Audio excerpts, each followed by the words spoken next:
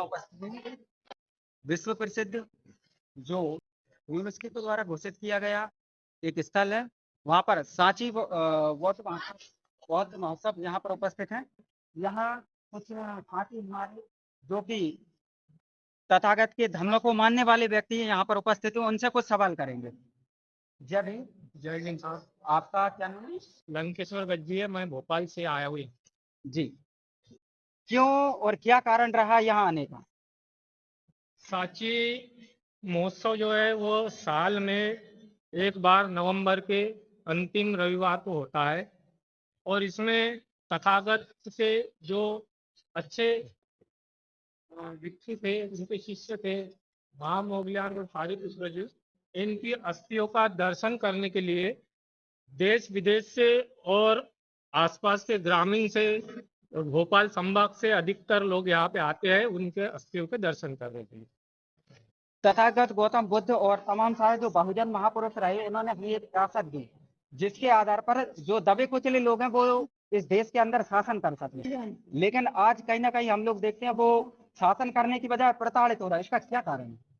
इसका कारण यह है कि बाबा साहब ने जो हमारे समाज को शिक्षित बनो, संगठित रहो और संघर्ष करने का जो नारा दिया था, तो हमारा समाज शिक्षित तो हो गया है, लेकिन कुछ स्वार्थी तत्व जो है राजनीतिक लाभ के लिए हमारे समाज के टुकड़े कर रहे हैं और उन लोगों से सावधान रहने की हमारे समाज को जरूरत है, उनको पहचानने की हमारे समाज को जरूरत है।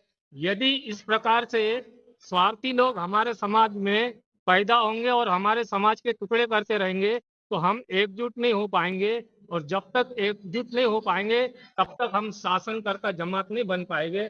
यह बाबा साहब ने हमें बताया था कि जब तक हम इस सत्ता की चाबी अपने हाथ में नहीं लेंगे तब तक हम हमारे समाज का उद्धार, किसी भी प्रकार का उद्धार हो, किसी भी प्रकार का भला हो, वह नहीं कर सकते।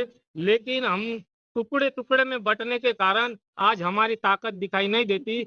इसकी वजह यही है कि हमारे समाज में जो दलाल पैदा हुए हैं, ये दलालों ने हमारे समाज को तोड़ दिया है। ये दलाल हमको एक नहीं होने देते। ऐसे दलालों से समाज को सावधान रहने की जरूरत है। एक कहावत है कि चमचा जिस बर्तन में रहता है उस बर्तन को पूरा खाली कर देता है।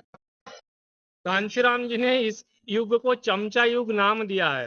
कांशीराम जी ने भी समाज को सुधारने का एक बहुत बड़ा अभियान और पार्टी बनाई थी और इस युग को उन्होंने चमचा युग नाम दिया है। इसमें उन्होंने यह बताया, चमचा युग में उन्होंने किताब भी लिखी है चमचा युग की, कि समाज में हर प्रकार का चमचा है। कोई पोहा खाने वाला छोटा चमचा होता है, कोई सब्जी निकालने वाला बड़ा चमचा होता है, कोई बड़े भगोने में चलाने वाला उससे बड़ा। तो ये दलालों की एक उन्होंने वो बताई कि किस प्रकार के दलाल समाज में तैयार है, छोटे बड़े। आज स्थिति ये है कि मध्य प्रदेश सहित पूरे देश के अंदर ये स्थिति अभी वर्तमान में कि बहुजन समाज पार्टी जो हमारी राष्ट्रीय पार्टी रही, 84 में हमारी पार्टी का निर्माण हुआ, लेकिन आज की डेट में देखा जाए तो सैकड़ों पार्टियां मिलती है। इसका क्या कारण है? इसका मेन कारण तो ये है, मैंने पहले ही बताया कि समाज में दलालों का पैदा होना, और जो विपक्षी पार्टियां है यह तो यही चाहती है कि यह समाज बटा रहे, और बटा रहने के लिए ये दलाल पकड़ते हैं और दलालों को आर्थिक स्थिति से मजबूत वही लोग बनाते हैं ताकि हमारे समाज को और तोड़ सके, जुड़ने नहीं दे। बस यही इसकी मुख्य वजह है।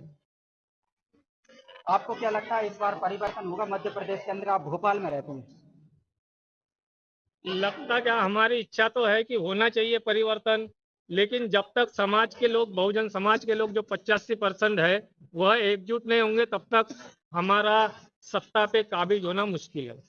सत्ता का परिवर्तन होना और सत्ता का स्थानांतरण होना दोनों चीज अलग है। ट्रांसफर होना एक अलग चीज है। हमारे मध्य प्रदेश के अंदर स्थिति ये है कि सत्ता का परिवर्तन नहीं होता, सत्ता का स्थानांतरण होता है। कैसा ट्रांसफर होता है सत्ता का? कांग्रेस जाती है, बीजेपी आती है, बीजेपी जाती है, कांग्रेस आती है। तीसरी पार्टी को मौका क्यों नहीं मिल पा रहा?